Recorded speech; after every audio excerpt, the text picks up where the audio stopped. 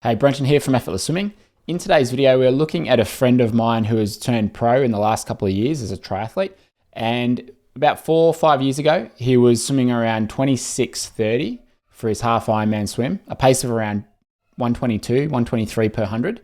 And now he's down to 23:20 was his last half Ironman swim, which is around about a 113 pace, and up with the front pack. So I want to show you what's happened over those 5 years, where he's been able to improve his technique. Obviously, fitness and experience makes a huge difference as well. But let's have a look at some of the technical changes from some footage from 2015 compared to 2021, some recent footage of a friend of mine, Simon Hearn, who is a pro triathlete located up in Queensland.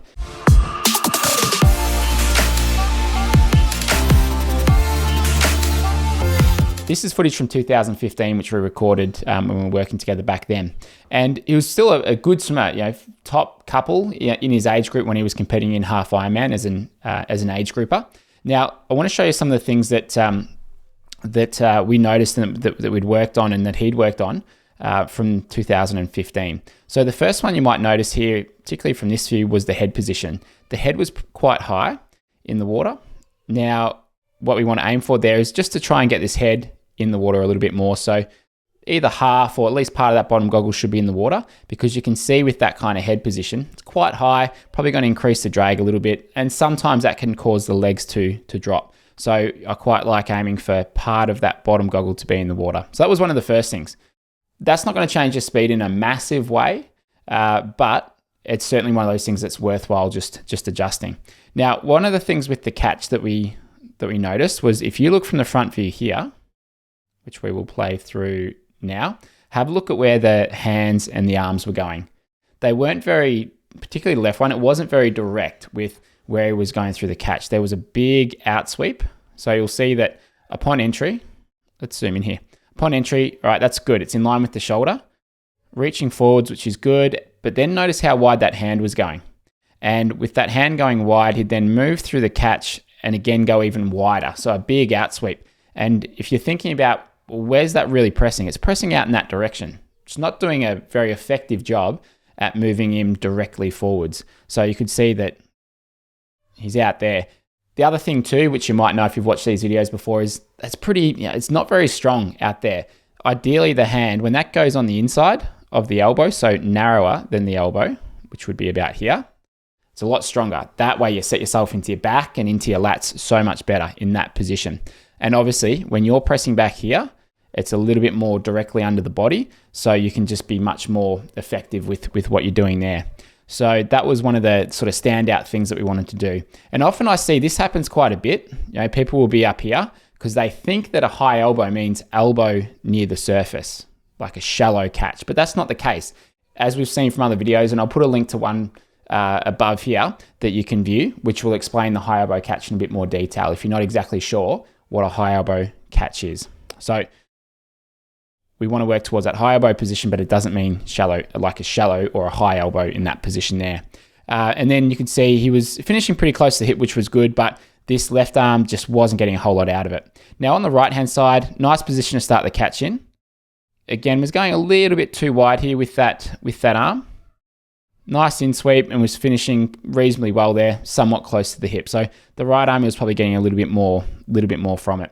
Now, if we were to look at the top view here, which we'll play in slow motion, you can just see how much that left hand was drifting out there. And if we're thinking about drag, that is not a super efficient position to be in. So that's another reason why we just want to keep that hand in line with the shoulder as you're reaching and extending forwards, just to reduce that drag and keep it in line with the shoulder. That's one of the reasons. The right one was obviously pretty good through there. Now from this side, we can have a look at the catch. So I mean, he was actually getting a high elbow catch on that left side. High elbow means if we draw that line from the shoulder to the fingertips, the elbow's above it. So the hand and forearm was somewhat vertical, which is what we want. But as you could see, the position was kind of weak and it wasn't that direct at where it was moving through. The other thing you'll notice is with the right hand, what we saw that he was bending the wrist a little too much. So if we look at the wrist there, quite a bit of bend. Now, most of that surface area then ends up being just the hand. But by keeping the hand and forearm together as one paddle, so straight, you have so much more surface area you're working with to press back with. Yes, certainly you're still getting some, a little bit of propulsion from it, but nowhere near as much as if the whole thing was working together and keeping straight through that catch phase of the stroke. So we wanted to work on keeping that together. And the other thing that sort of would help him with that was going a little bit deeper with the catch, because from here, look, he's just sort of a little bit too shallow through that early phase. So moving through there. So let's have a look at his stroke now. All right, what does it look like now? And how has he gotten down to a 23:20 is his recent half Ironman swim to be a front pack pro triathlete. So, swimming really well. So let's have a look at this stroke now.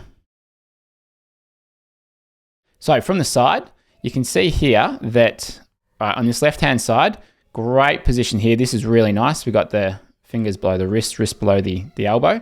As he moves through the catch, that hand and forearm moves down a little bit while the upper arm stays in a pretty similar position. So this is a really nice setup of the catch. And we knew that he was getting a high elbow catch looking from the side prior to this. But when we look at the front, you'll see it's a much better position. So wonderful catch, hand and forearms together.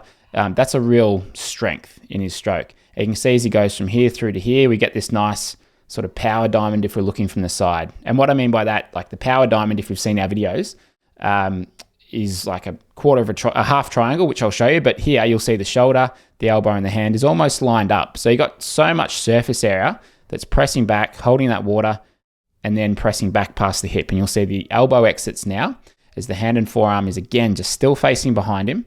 And it's pressing back, pressing back, pressing back. So that's really nice.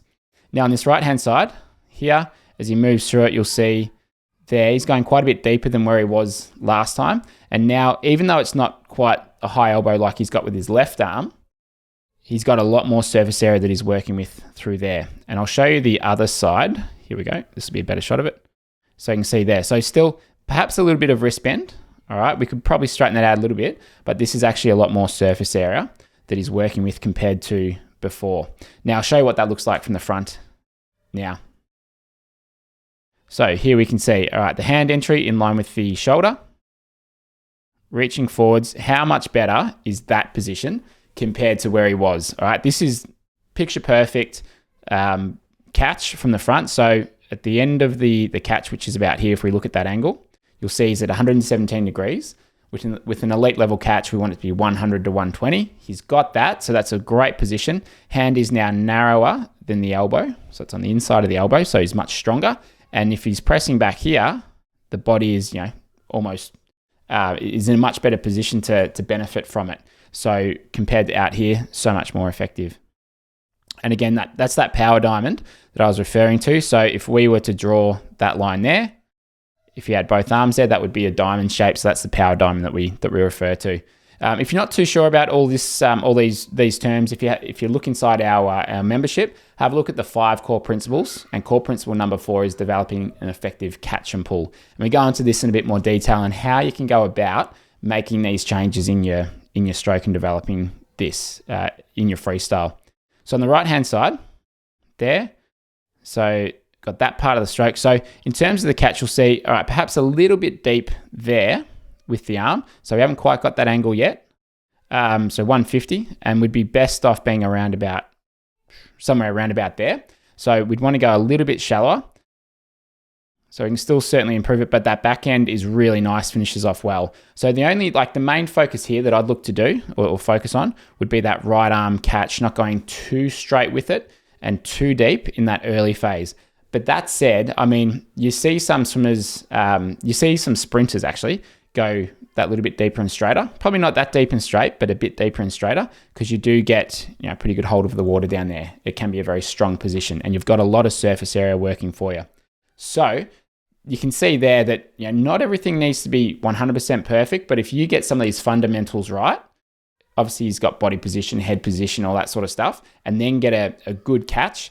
I mean, you can be a front pack swimmer, and if you put in the work, obviously, as well. So these are some of the adjustments that Simon's worked on over the last couple of years, and is now swimming incredibly well, without necessarily a competitive swimming background as a teenager. He started tries and then sort of picked up the swimming a little bit more. So it's great to see this and to see what it can take to get to the front pack in swimming. And we see this, quite a bit when people work on these things and they've got the right approach to it and they're patient with it, then this stuff can really make a big difference. So if you'd like to learn how to improve your own freestyle, we've just released the 8-week faster freestyle course inside the Effortless Swimming membership. So I'll put a link to that below. That's where we've got a video each week. We've got a warm-up you can do with particular drills to improve different parts of the stroke, and then 3 workouts for the week to follow. And we've got lots of people going through that at the moment and improving their freestyle. So check that out in the link below. Hope you enjoyed today's video. And if you've got any questions, put it in the comments below and I'll get back to as many of you as I can.